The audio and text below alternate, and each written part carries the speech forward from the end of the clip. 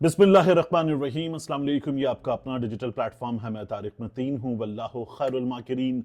अल्लाह सबसे बेहतर तदबीर फरमाने वाला है, वही बचाएगा मेरे देश को बलाओं से। जो बारिश में शजर से घोंसला गिरने नहीं देता, क्योंकि उसकी तदबीर तमाम तदाबीर की इमाम है। सुप्रीम कोर्ट ऑफ पाकिस्तान ने एक फैसला दिया है।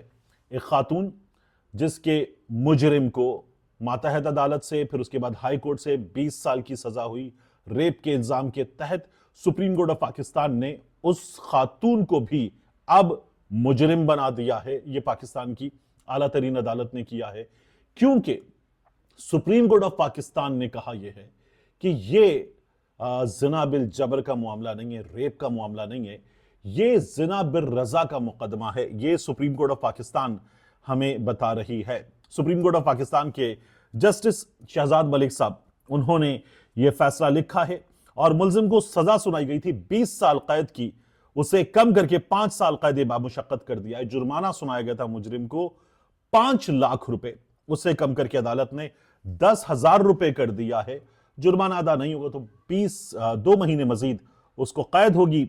और जस्टिस शहजाद मलिक साहब ने यह फैसला 6 सफात का लिखा है। 3 जजेस थे। जस्टिस सलाउद्दीन पंवर साहब ने अक्सरियती फैसले से, 2 जजेस के फैसले से इख्तिलाफ किया है और कहा है कि यह रेप का ही केस बनता है। अब मैं आपके सामने एक चीज रखूं, देखिए इसकी एफआईआर क्या बताती है।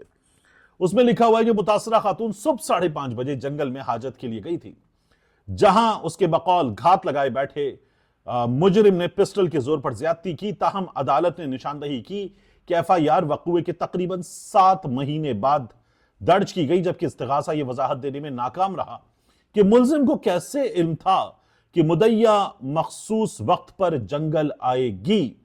सुप्रीम कोर्ट ने कहा है कि मुदैया ने वक़ुए के वक्त मुज़ाहिमत नहीं की। यह पिस्टल पे हुआ है और सुप्रीम कोर्ट ने यह कहा है कि मुज़ाहिमत नहीं की। मेडिकल रिपोर्ट में तशद्दुद या जख्मों के निशानात मौजूद नहीं। मुतासरा खातून के कपड़े बतौर सबूत पेश नहीं किए गए और यह भी साबित नहीं हो सका कि कपड़े फटे हुए थे। वाकया रिहायशी इलाके के करीब पेश आने के बावजूद ना शोर किया गया, ना ही किसी को मदद के लिए बुलाया गया। खातून कह रही है कि उसे पिस्टल के जोर पर निशाना बनाया गया। हमारी अदालत कह रही है कि उसे शोर करना चाहिए था, अपनी कनपटी पर पिस्टल देखते हुए भी। हमारी अदालत यह कह रही है कि उसके कपड़े पेश किए जाने चाहिए थे। एक फिल्म है भारत की, बॉलीवुड की, दामिनी, उसमें भी और उसके अलावा कुछ फिल्मों में भी एक खातून जो हवस का निशाना बनी, उससे वकील सवाल करे, वाहियात तरीन सवाल करे, जिस्म के हिस्सों के नाम पूछे और कुछ ऐसी बातें करे कि वो खातून अदालत में परेशान हो। ये उस वकील का तयशुदा तरीक़ाकार, और वो खातून फिर जवाब देती है। यहां इस खातून के साथ जो किया गया, जो सुप्रीम कोर्ट ऑफ पाकिस्तान के फैसले में लिखा हुआ ना, कि ये खातून जो है, इस पर तशद्दुद नहीं हुआ। यानी उस शख्स ने पिस्टल रखी थी लेकिन वो थप्पड़ भी मारता, खातून को कुछ नील वील पड़ते, चोटों के निशान होते, वो पत्थर वत्थर मार के उनका सर फाड़ता, उनको टांके लगते, या ये भी कि खातून के कपड़े फटे थे या नहीं फटे थे, गन उठाने के बावजूद भी उसे खातून के कपड़े क्यों नहीं फाड़ना पड़े। रिहायशी इलाके के करीब वाकया पेश आया और सुबह 5:30 बजे लोग जमा क्यों नहीं हुए। पाकिस्तान की सुप्रीम कोर्ट ये पूछ रही है। इस मामले में सवालात पाकिस्तान की सुप्रीम कोर्ट के जजेस ने उठाए हैं। अदालत ने मजीद क्या नोट किया है कि डीएनए सैंपल्स 1.5 साल बाद लिए गए। मेडिकल रिसर्च, हमारी अदालत बता रही है, मेडिकल रिसर्च पर मबनी जरीदों के मुताबिक दुरुस्त नतीजा 2 हफ्तों के अंदर हासिल किया जा सकता है। मुदैया के बयान और मेडिकल शवाहिद से जिनसी ताल्लुक कायम होना साबित होता है। ताहम शवाहिद की बुनियाद पर जबरदस्ती को सुप्रीम कोर्ट ऑफ पाकिस्तान तस्लीम नहीं करती। और जस्टिस सलाउद्दीन पंवर साहब ने इख्तिलाफ किया। उन्होंने कहा रेप का केस है, मुलजिम की सजा बरकरार रहनी चाहिए। उन्होंने जो वजह लिखी ना, उन्होंने कहा कि ज्यादती, हिरासानी के अक्सर वाकयात हमारे मुआशरे में रिपोर्ट ही नहीं होते, क्योंकि मुतासरा खवातीन समाजी दबाव, बदनामी और धमकियों के बायस खामोश रहती हैं। ये इस केस की रिपोर्टिंग है। अब वो जो हॉलीवुड का मामला है ना, हार्वी वाइंस्टाइन, उसके केस में अदाकाराओं ने यह कहा कि उन्हें निशाना बनाया गया। वहां की अदालत ने यह नहीं कहा कि तुम ये 20-30 साल के बाद क्यों बोल रही हो। कॉस्बी के केस में भी यही हुआ। तो अदालत पूछती 20 साल के बाद क्यों बोल रही हो, तुमने तो मर्जी से किया होगा जो किया होगा, या अब तुम्हारे जिस्म के मख्फी हिस्सों से वो सैंपल कहां से निकाले, अदालत ने पूछा। या ये कि अब 20 साल के बाद तुम्हारे जिस्म के मखसूस हिस्सों पर चोट के निशान, तुम्हारे कहीं चोट के निशान, कहीं नील वगैरह पड़े हुए हैं या नहीं पड़े हुए, क्या अदालत ने यह पूछा? या अदालत ने यह पूछा कि लोग कितने जमा हुए, क्या यह पूछा?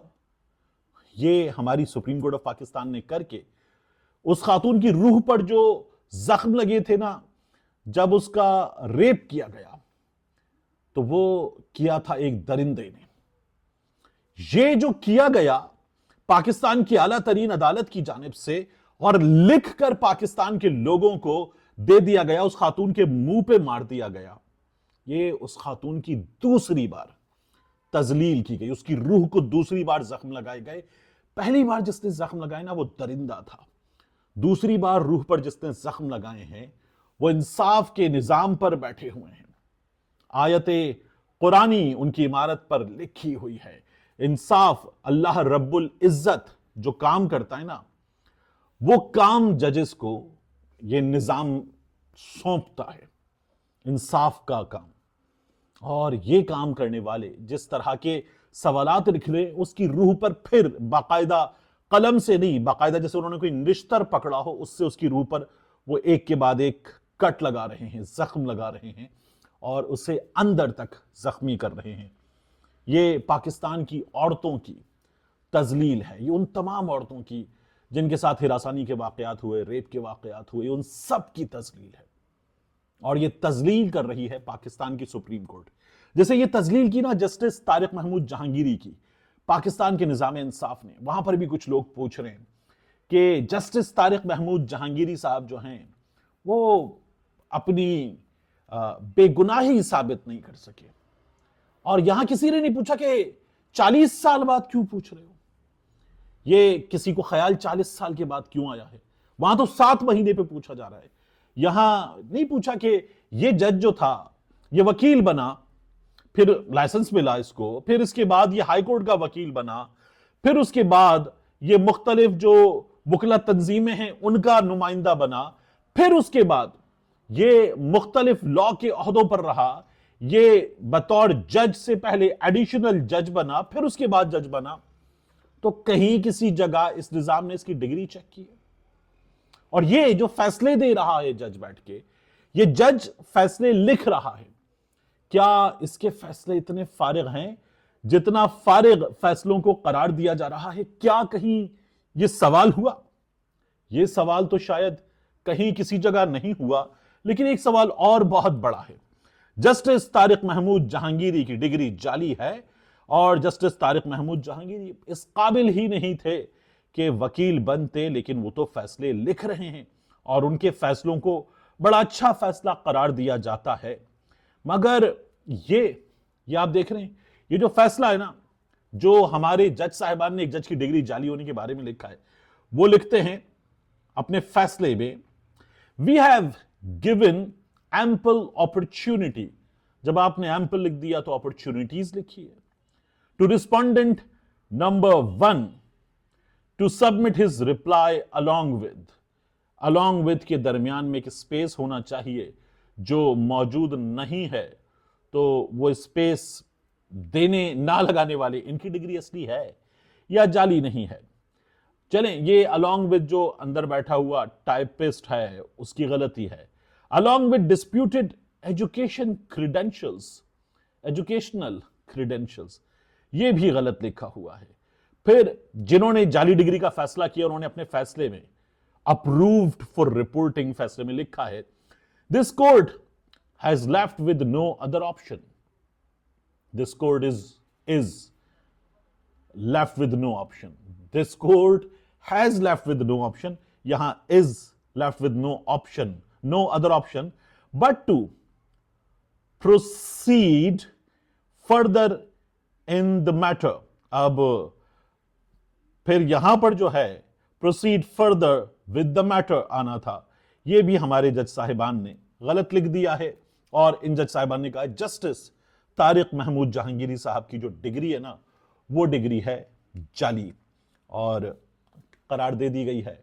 जस्टिस तारिक महमूद जहांगीरी साहब के केस में जो मैंने इंटरव्यू किया था साथी इसहाक साहब का, उनके सीनियर जिन्होंने उनके साथ वकील बनने का सफर तय किया, उन्होंने कहा था कि तारिक महमूद जहांगीरी साहब को चाहिए इस्तीफा दें और अभी से इस निजाम में जो कुछ हो रहा है, जो अदालत के साथ हो रहा है, वो एहतजाज की लड़ाई शुरू कर दें, क्योंकि वो बच नहीं पाएंगे। ये उनके सीनियर का तयक्कुन था। तो अब हो गया है। बहरहाल तारिक महमूद जहांगीरी साहब अब भी इंसाफ की लड़ाई लड़ना चाहते हैं। उनके सीनियर का यह ख्याल था कि उनको इंसाफ की लड़ाई नहीं लड़नी चाहिए अब, क्योंकि ये लड़ाई एहतजाज की लड़ाई तो शायद जीती जा सकती है, इंसाफ की लड़ाई इस सिस्टम में जीती नहीं जा सकती। यहां मैं आपको एक और चीज बताऊं, पाकिस्तान तहरीक इंसाफ के सीनियर रहनुमा उमर अयूब साहब, सजा याफ्ता उमर अयूब साहब, उनकी एक लीक्ड ऑडियो जो है वो सोशल मीडिया पर जारी की गई है। उस लीक्ड ऑडियो में उमर अयूब साहब ये कह रहे हैं कि अब बात कर लें, मुजाहिमत वगैरह छोड़ें, मुफाहिमत की तरफ चलें, जरा देख लें कि क्या करना है, क्योंकि अब जो हम करना चाह रहे हैं वो हम कर नहीं पाएंगे। ये जो आदमी है ये आ गया है 5 साल के लिए, और कहा जा रहा है कि बात हो रही है फील्ड मार्शल साहब के हवाले से, और ये फील्ड मार्शल साहब जो है ये 5 बरस के लिए आ गए, तो अब पाकिस्तान तहरीक इंसाफ जो है जरा सा पीछे हो जाए और ना करे वो जो कर रही थी। मैं आपसे अर्ज करूं, उमर अयूब साहब ने इसका जवाब दिया है। वो ये कह रहे हैं कि एक, ये फेक है।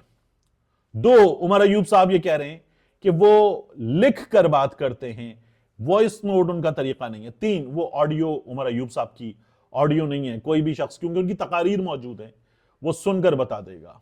4, वो एआई जनरेटेड ऑडियो है, और उस एआई जनरेटेड ऑडियो के फ्लो से पता चल जाता है। जब बंदा बात करता है ना, तो उसकी गुफ्तगू में जाहिर है कि वो रोबोट तो है नहीं कि वो एक फ्लो में बोलता चला जाएगा और वो फ्लो कहीं टूटेगा ही नहीं। वो इंसान का बच्चा है, कहीं ना कहीं वो फ्लो टूटेगा, उसे हंसी आएगी, वो सांस लेगा, जागन्स होंगे, सब कुछ होगा, लेकिन नहीं, वो जारी कर दी गई है और उसे नून लीग वाले बड़े मजे के साथ फैला रहे हैं, तो वो जाली है। और साथ में आखिरी चीज मैं आपको जाते जाते बताऊं, शेर अफजल मरवत साहब के हवाले से यह कहा गया था, दावा सामने आया था कि पाकिस्तान तहरीक इंसाफ जो है उसने अलाउ कर दिया है खैबर पख्तूनख्वा के मुख्तलिफ इलाकों में ऑपरेशन करना। पीटीआई वाले कहते हैं हम अपोज करते हैं। मैंने आपसे क्या कहा था? मैंने कहा था कि पीटीआई रोक नहीं पाएगी, रोकना चाहती है, ये उनका मौकिफ है कि बंद कमरों के फैसले कबूल नहीं, लेकिन रोक नहीं पाएगी। तो उन्होंने कहा वो ऑपरेशन जो हो रहा है हम अलाउ नहीं करते, हम अपोज करते हैं। दूसरा, मैंने आपको सुबह खबर दी थी, और ये मैंने खैबर पख्तूनख्वा में कुछ लोगों से पूछा तो बताया गया कि हां, जो कैंप से वहां से अफगान मुहाजिरीन को वापस भेजा जा रहा है, जो विफाक की पॉलिसी है, तो शफी जान साहब जो हैं उनका यह कहना है कि नहीं, हम लोगों को जिस तरह से विफाक भेज रहा है बेइज्जत करके और उनकी तजलील करके, उस तरह से भेजने के हक में नहीं है। जो लोग जाना चाहते हैं उन्हें भेजा जा रहा है, इज्जत के साथ, तकरीम के साथ, उन्हें किराया देकर और सहारा देकर उन्हें वापस भेजा जा रहा है। जो नहीं जाना चाहते उनके बारे में हम देख रहे हैं कि क्या करना है। और उन्होंने कहा कि नून लीग ने तो खैबर पख्तूनख्वा में एक अफगान शहरी को टिकट दिया और उस अफगान शहरी को पाकिस्तानी बनाकर टिकट देकर फॉर्म 47 पे जितवा दिया गया तैमूर सलीम झगड़ा के अगेंस्ट। ये पाकिस्तान तहरीक इंसाफ वाले बता रहे हैं। आखिरी चीज जाते जाते, हमारे यहां एक वो ना नेट मीटरिंग पॉलिसी और ये जो सोलर लगाने वाले हैं इनके हवाले से, अब पहले पॉलिसी क्या थी कि आप एक रेट पर जो बिजली थी, जितनी कम पड़ती है सोलर लगाने के बाद रात के लिए, या जितनी जरूरत होती है इजाफी, वो जिस रेट पे लेते थे उस रेट पे देते थे, इंपोर्ट एक्सपोर्ट उसकी सेम पर होती थी। अब एक नई पॉलिसी ले आई है हुकूमत। हुकूमत कहती है कि आप हमसे लेंगे तो आप हमसे लेंगे इस रेट पर, और आप हमें देंगे तो आप हमें देंगे इस रेट पर। यानी हम आपको जब पैसे देंगे तो वो इतने होंगे, और जब हम आपसे पैसे लेंगे तो वो इतने होंगे, यानी पूरे का पूरा यूनिट होगा। ये हुकूमत ने पॉलिसी दे दी है। अब जो नए लगवाने वाले हैं सोलर, उनसे तो ये फौरी तौर पर किया जाएगा। दूसरा, जिन्होंने पहले वाला 7 साल वाला कॉन्ट्रैक्ट हुकूमत के इदारों के साथ साइन किया हुआ है, वो कुछ वक्त के लिए बच जाएंगे, वगरना मुसीबत सबकी है। 7 साल का कॉन्ट्रैक्ट मुकम्मल होने के बाद उनको भी इसी तरफ आना पड़ेगा। तो जो सोलर का इनकलाब हमारे यहां हुकूमत ने कहा था और उसको फैसिलिटेट करने की बात की जा रही थी, वो हमारी हुकूमत जो है वो अब इस तरफ जा रही है कि पैसे पकड़ने, जो धड़ाधड़ सोलर लगवाए गए लोगों की जानिब से, उससे हुकूमत को बड़ा ठीक ठाक नुकसान हुआ है। बिजली के बिलों से जो पैसे हासिल होते थे वो पैसे हो गए कम, तो अब हुकूमत वो पैसे निकालना चाहती है किसी भी तरह से। तो सोलर लगवाने वालों के लिए भी, जिस तरह एक आम सारिफ के लिए बैड न्यूज है, उनके लिए भी बैड न्यूज है। मिलते हैं इंशाल्लाह आपसे नई वीडियो में।